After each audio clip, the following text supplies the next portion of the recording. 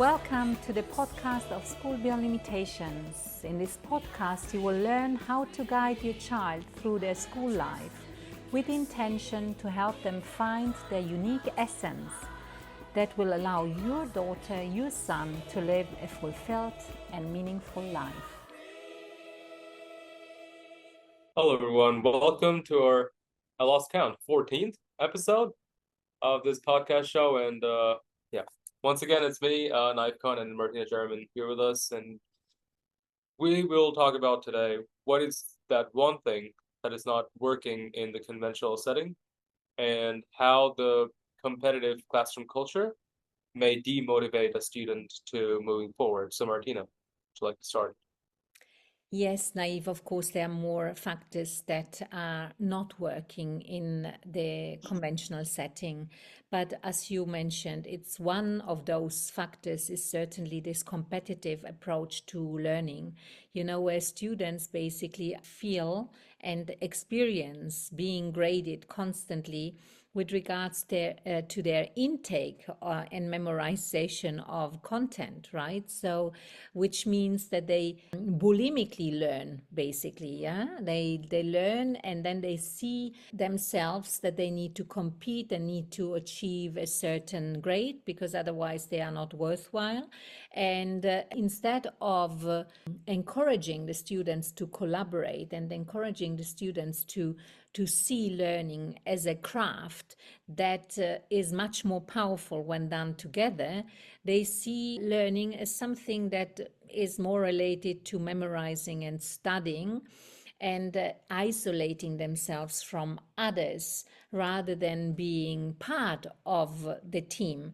And that also causes a lot of stress within many students. And again, I'm not talking that this is something that affects everyone. Yeah? There are people who actually do well in a setting that is competitive and that is based on bulimic learning, so to speak. But there are many students, and more than ever nowadays, because the students are now in a situation where they start questioning why they are doing things at school if they already know certain things because they have done them in a different way, because the information is at our reach all the time, So I think this causes within, and also from our own experience, this causes within quite a number of students a situation that makes them feel uncomfortable in the setting. And not only uncomfortable, they, as I said before, they question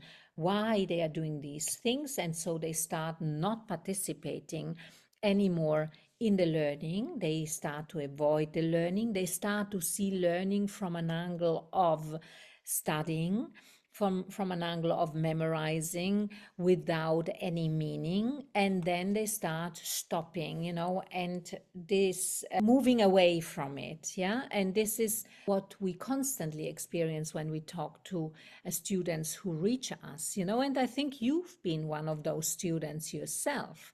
When you first got in touch with us, I still remember very clearly that you said you do not understand why you have to sit all those tests, and they are basically tests that you are preparing for the reason of just sitting the test, and afterwards you forget about the content and it wasn't meaningful for you. So maybe if you would like to share your experience with that, why you came to SPL and what was so different within SPL, so that we can really underpin why this conventional view on on competition, just for the sake of reaching a grade at the end of the day and ticking off the box, and I've done this test, is not working anymore, because doing a test doesn't necessarily mean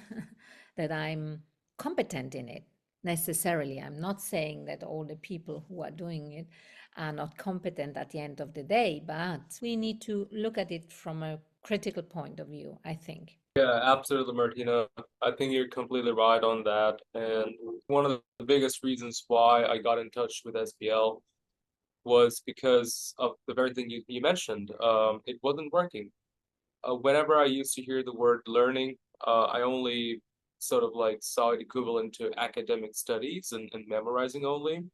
And just doing that didn't give me the satisfaction of like actually me understanding the things or the lessons that I was going through. I clearly remember I was one of those students in the classroom, who would position between one to third, first, second, or third within every class. So I was given sort of this attention for the grades I was getting, but not for the things that I really wanted to do. I mean, they only validated me based on what I've written. I remember me having peers in my class who were I want to mention one specific girl who used to do exceptional writing, but uh, she always felt devalued in that class. We were, I think, in grade 4 or grade 5, and then that sort of took her interest away from the writing. And then I got in touch with her personally. I started seeing things. I started reading what she wrote and then listening to her where she came from. And that sort of got me into writing. And then we sort of bonded together outside of the class setting because within the classroom culture, it wasn't really possible for us to connect with the things of our interests. We only had to learn what was there on the board. And this is what I mean, when there's an interest of learning, I think that should be shared. And another important thing you mentioned about knowledge being available to us. There was a time when knowledge was very restricted. You only had to pay to get access to the information. You had to learn for I don't know, being a blue collar man, so to speak, in the societal context. But now it's not anymore the picture. I mean, we have advanced so much, and the world is demanding different things. And to cope up with that, we have to get the true sense of learning, which is not binded within the textbooks. It's much more vast and much more diverse. If I didn't get in touch with her, I wouldn't have been in the field of writing, and I wouldn't be connecting with SPL with all the writings that I was interested in. So that little act of, let's say, breaking the academic culture really got my whole interest away from the academic setting. Because trust me, everyone that I talk to who are in the corporate fields, they all say the same thing, that nothing that they have learned in schools or universities helped them in any way in the fields that they're working. I'm going to share a little story.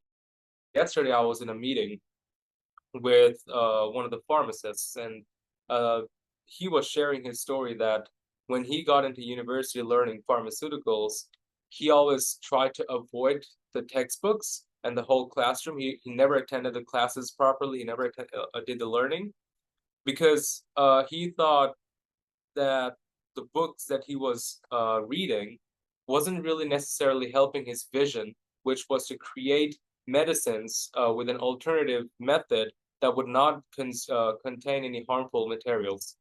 But the classroom setting only taught the conventional way of learning.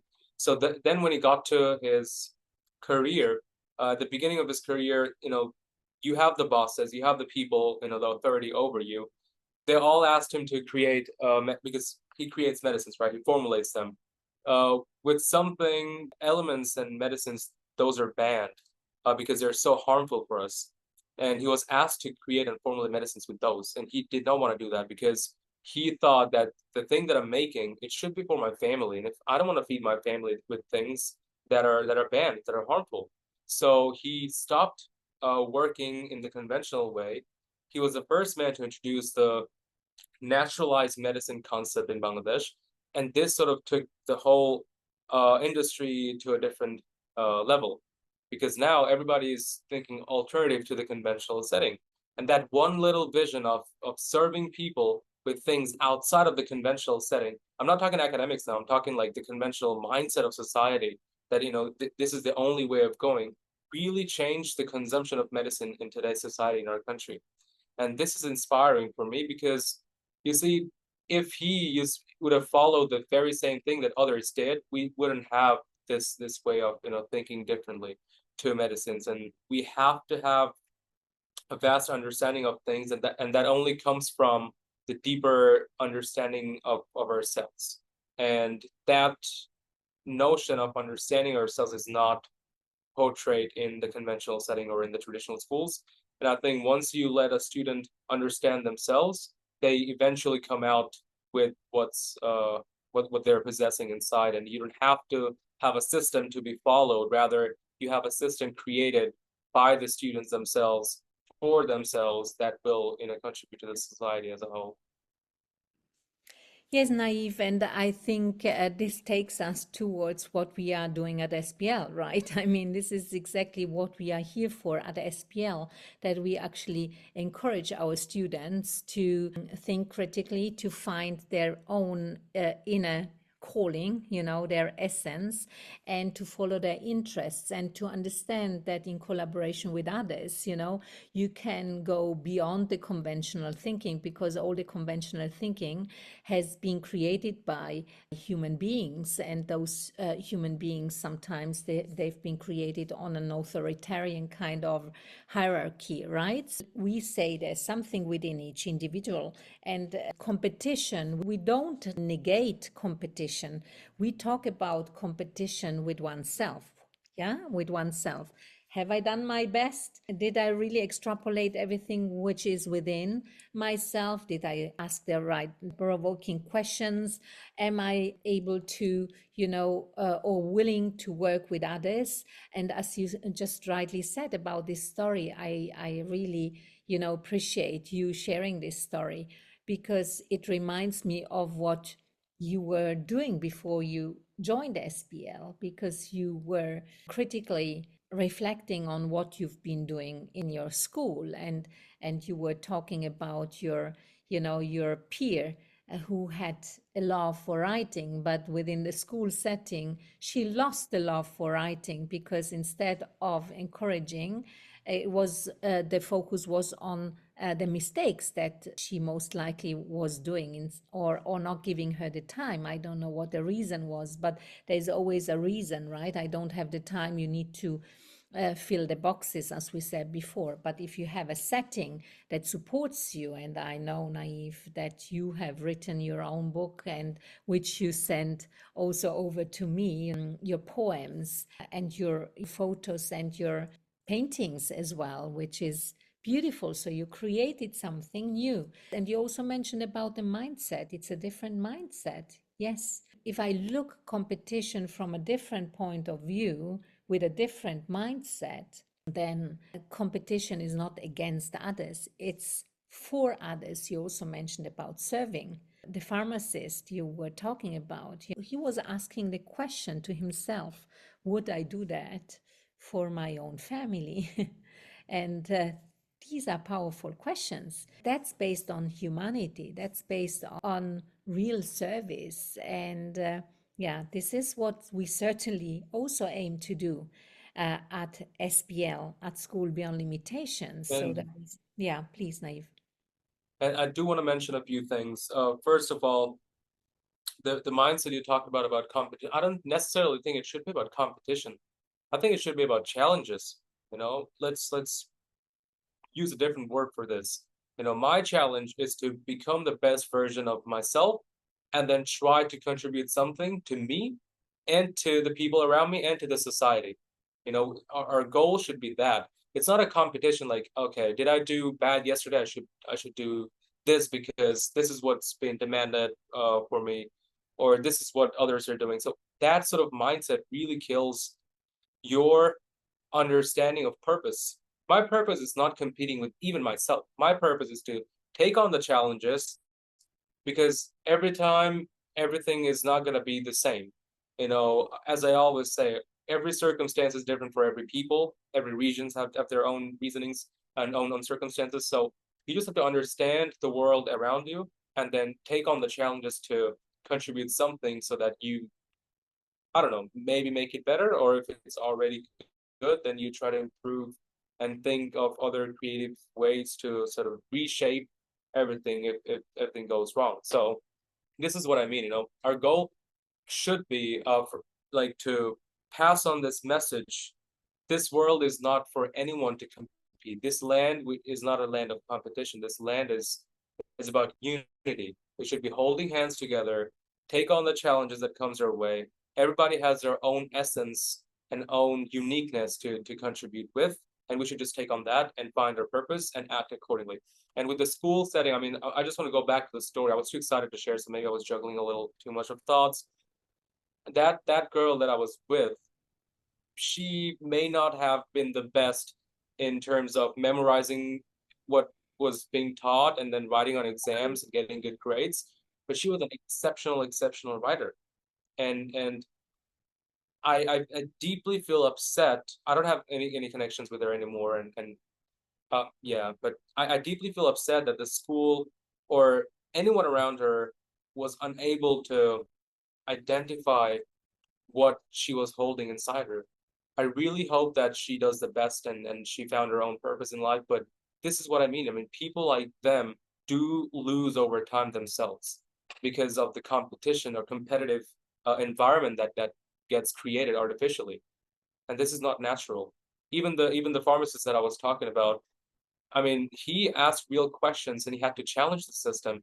His career was at risk because, people wouldn't be accepting otherwise. So what is acceptance to others um, have to be somehow reshaped because um, you know you have to at least seed the seed first for the flowers to bloom, and that only gets done when the ideas are nurtured. Who nurtures those? And that's what I found in SBL, that SBL nurtures the seed for it to flourish. And I think I do really hope that this nurturing culture gets spread and this gets practiced in traditional, even conventional settings. I mean, I know that it won't be like a magic that within one nightfall the whole world is going to become SBL. Within the conventional setting, I think the values of the SBL as a whole culture and community is bringing must be embedded. And yeah, this is what I took as a challenge myself, to constantly push that idea. Anywhere I go, I carry a part of SBL with me. I'm going to be very honest with you, because this value is not about only putting it into the SBL community, but this value is something like, as we rightly say, it's a movement, and that this should move us in a way. And yeah, this is what I've been doing since I joined. Well, Naive, I'm very glad to hear that, and that you feel that SBL is nurturing this, and the SBL is really kind of thinking outside of the box. And whether we agree on the word competition or not, it's always a concept that we give it. But what I mean with the word competition against oneself is really taking on the challenges, because people also hold ambition within themselves. We can't negate that. You have an ambition to live up to your purpose, right? That's your ambition.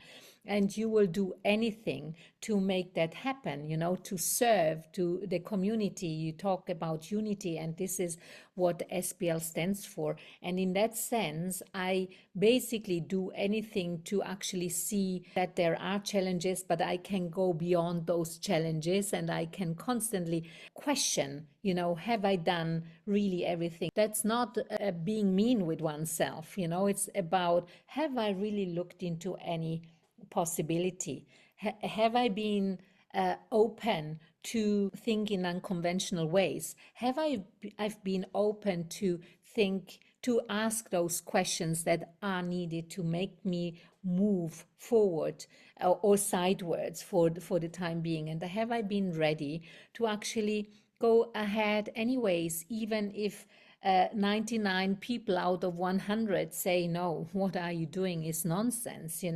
And this is what we need. Yeah, we need to nurture those moments and those learning moments. And it's a mindset shift, right? And as you said, it's a movement. And we are here to share that with everyone out there, because we know we've started. I remember when I started with the 3 students, I wouldn't have thought it would reach more than 3. Of course, I wished for that to happen. And then more students came, and now you have become an ambassador of this yourself, and this is beautiful to see. So I think we can't, I would close it by that. One of the, we started with a question: what is a factor that is not working in the conventional setting? It's certainly this competitive mind without meaning, and this is what we are breaking through. There needs to be meaning everywhere, and need to have an understanding that competition can look differently. And I can look, as you said, at it. Am I ready to embrace challenges? Am I ready to move forward? So I'm very proud of what you're doing, Nayeef. And yeah, I know that you will be one of those people who will nurture this movement and the sparkle that comes with it. I'll definitely try my best. And to finish off, I just want to raise this question. Everything that we wish to become, whether it's engineer, whether it's doctors, whether it's a writer, whether it's a singer, whatever it may be, if our ultimate purpose is to be a contributing individual of the society and of the world, then those are just tools and nothing else. An engineer is just a tool to becoming a better world. A doctor is just a tool to serving the world. A pilot is just a tool to serve the people again. And all these serving tools are just helping us to become the best for humanity. And if that bigger picture gets shown to people, I think that's the way to understand the purpose. So thank you, Nayeef. This was an amazing ending, and we will meet again next week, right? Thank sure, you. yeah. Well, thank you. At School Beyond Limitations, we support our students find their unique essence. Feel free to share the content of this podcast with other parents. We are here to show that your children can, indeed, bring their unique essence into life. So, reach out to us if you think that this is what you'd like your daughter, your son to experience, or apply through our website. Also, leave your comments, your questions, or your review about the podcast. Share it with others. And as you know, sharing is caring.